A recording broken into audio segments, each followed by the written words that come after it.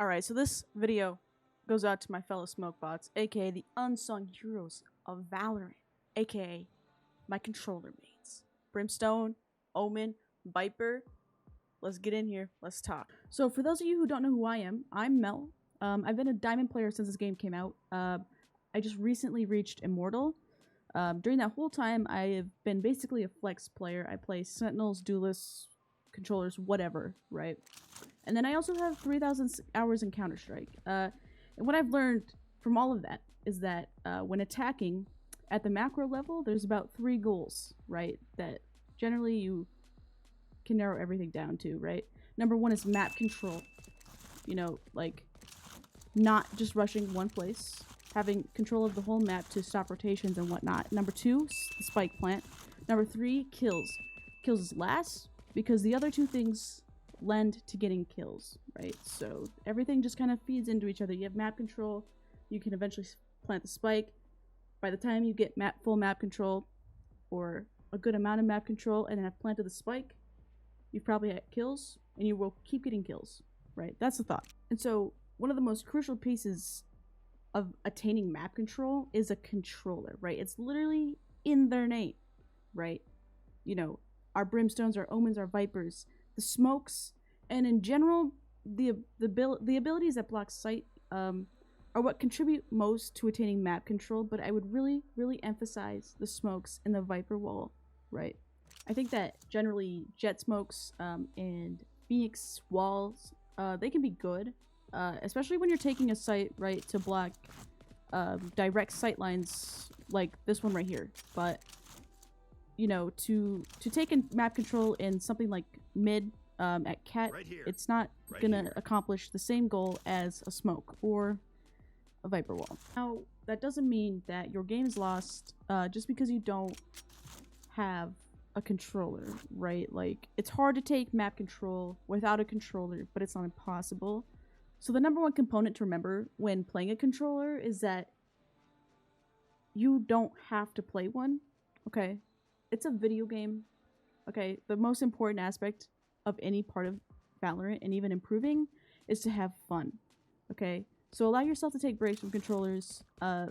They're boring, I think. Maybe not for everybody, but I do think generally they are boring. Doing the same thing gets boring. You're basically just a smoke bot. The only time your team talks to you is to tell you to smoke something, and often they just tell you to smoke the same thing, right? You're just a smoke bot. Okay, so allow yourself to take breaks. That's the number 1 most important tip when playing controllers. Otherwise, you're just going to tilt yourself under the other side of the earth. That being said, when you do play the controllers, you know, when you're not taking your little breaks, your little mental health breaks, consider 3 things. Kind of goals, kind of not. Just 3 things to think about as you're using your utility or before you go and get yourself killed by Eagle peeking the Phoenix at mid. Okay, number 1, you are the almighty god, alright? Like, you get to decide where your team goes, where they look, what angles they peek, and what duels they take. You are the shepherd, alright? They're the sheep, and they will go wherever you go, or go wherever you direct, because they are scared. That's actually the number 1 problem I find at low elo. People are scared, alright? But the presence of Daddy Brimstone makes them feel better. Okay, the smokes makes them feel better. But in other words, you have a lot of power, and smoking the wrong location can stop a push in its track before it even begins. I didn't want to use this video to tell you what to smoke or where to smoke. I just wanted to help you understand yourself how to use your smokes. But I will say this. People in low elo, say you're rushing B, right? You're rushing B on ascent, right? You're coming through, your team's ready, and for some reason you just get these gosh dang Omens who just smoke this. Don't do that. Don't do it. Don't. You're going to stop your team. You're scaring them. They're fearful now. Generally, due to peeker's advantage and whatnot, you don't want to smoke off the angles where you're going to peek, right? You don't want to take away your sightlines. You want to take away their sightlines. The exception to that rule is long angles, right? So think C long on Haven, think bottom mid, Right here. On ascent, ropes, on split, screens on a site split. These are long angles, but when you're pushing, don't smoke off the sightlines, okay, when you're pushing. But if you need to push to take control of something, like, right, like, so you start Right top here. mid and you need to push up to here, Right here. to take mid control, Right smoking here. this is fine, right? So you can get up here without being opt or peeked. But not smoking B main when you're trying to push that straight up. But anyway, when you take a site, it literally depends on, will you win the battles as you enter? The best way to ensure you win the battles as Right you're here. entering is to Right smoke here. off the places where they can peek without being traded easily, right? Like market, here. right? Someone peeks you there, they peek you, your Phoenix is looking that Right way, here. he's dead before he can do anything, right? So basically, your first goal is to create duels that are favorable for your team. What you have done when you have smoked off, like right Right there, or right there, or cat, right, here. is your second goal or task or whatever as a controller. You are putting the enemy team in positions to make decisions. So anytime something happens on the map, people have to make decisions based on whatever happens, right? So if you smoke cat, Right here. this person holding cat has to make a decision, right? Does he want to let you guys have mid control, or does he want to back off and hold tree or a site, right? Regardless of what decision is made, you can feel good about yourself knowing that you forced them to make a decision, right? You, generally speaking, you just want to push people out of position. People hold angles they're really good at, they're familiar with. You don't want that. You don't want to be peeking into them, right? When they're holding their best angles, you want to just push them away from where they're comfortable and make them feel uncomfortable. Generally speaking, that's something that's pretty unique to controllers and SOA. Maybe others that I can't think of. The ability to force people to get their kicks somewhere else, somewhere they're not comfortable with, right? So the jet that freaking peeks cat and kills your Phoenix every round, if you smoke this off, Right here. he can't do that. And not only that, but now he is forced to do something completely different. Finally, our third goal is map control. I'm putting it last because at any given moment, it can be the least important thing you're really worrying about, but it is always something you want to be thinking about. It just depends on what the heck your team is doing, right? And who knows really what that is.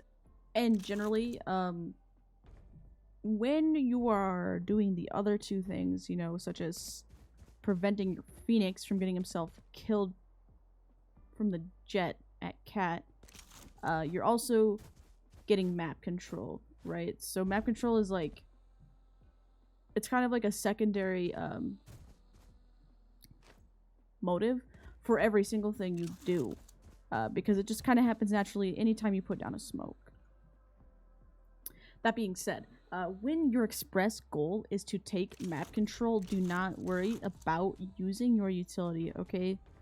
Generally, try to keep one smoke for like a push, because it will always be useful, but don't worry about dumping your utility or wasting it so much.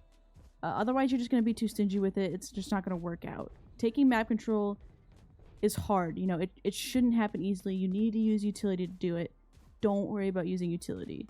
And in that same vein, make sure you always have a goal when you're getting map control. You know, like, so don't smoke off something for the, like, express purpose of map control, right? It needs to be to gain map control so I can do X. So if I smoke off mid and I'm coming from top mid, so if I smoke Right off here. that and come from over here, you know, I'm smoking that off so that I can freely walk up cat without being peeked from there.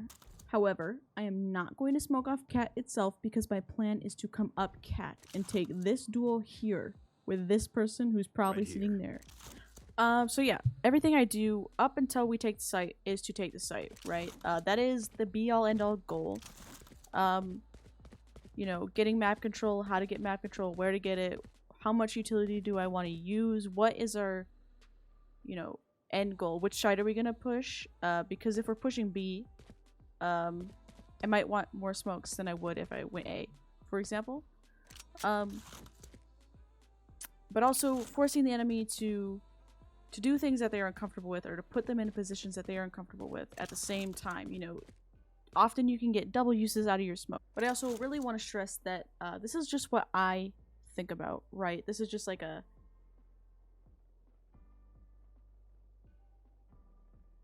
This is just what my mind goes through every time I'm about to use my smoke, or anytime I'm about to push something. Like, what could I do first to help my team? You know, what smoke placement will help my team the most, basically, is what it comes down to.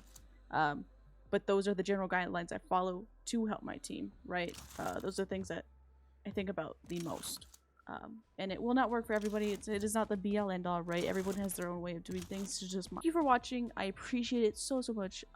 If you want to see more of this type of content, if you want to hear what I think when I'm playing other agents at an immortal level, by the way, just leave a comment down below. Let me know. Thank you.